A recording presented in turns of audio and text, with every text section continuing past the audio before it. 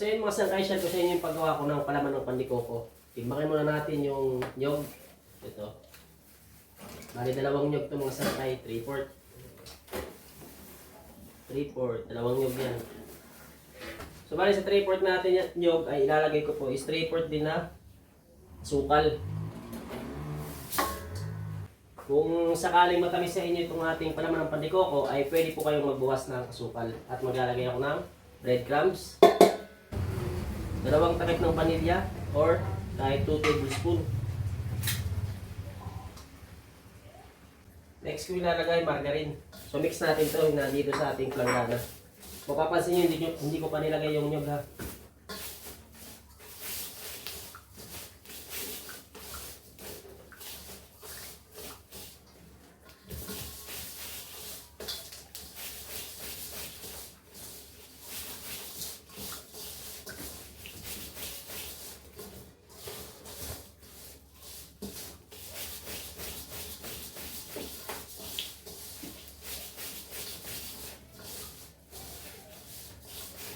Yan, haluin lang natin na maayos.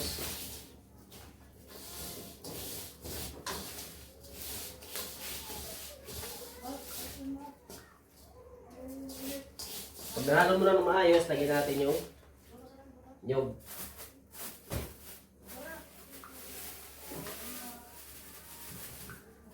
Mas maganda sa pandikoko mga sangkay, yung bibilihin yung nyog, hindi yung yung matigas na masyado. Yung medyo malambot pa siya na nyog.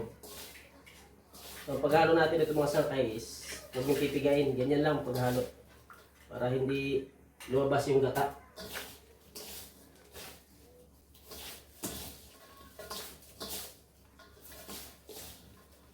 Ulit ko ha, yung paghalo nyo, huwag yung pipigain para hindi lumabas yung gata niya ng ating nyog.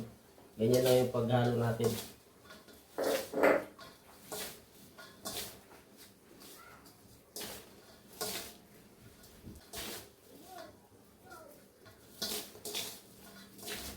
So, yung ibang palaman ng pandikoko, niluluto pa nila, di ba? Pero kung sa atin, hindi na natin niluluto to. Diretso na timpla. Palaman na kagad natin pagkatapos natin matimplahan. Yung ganyan na kasimple yung ating paggawa ng palaman ng pandikoko. Kapag nahalo nyo na ng maayos, lagay nyo na sa inyong mga lalagyan. Ayan, pwede na natin ito gamitin. Pwede na natin ito palaman sa ating tinapay. Simple lang yung ating recipe at procedure itong ating palaman ng pandikoko. Huwag kalimutan mag-like at share ng ating video mga sangkay ha. Pakipalo rin po ng ating page.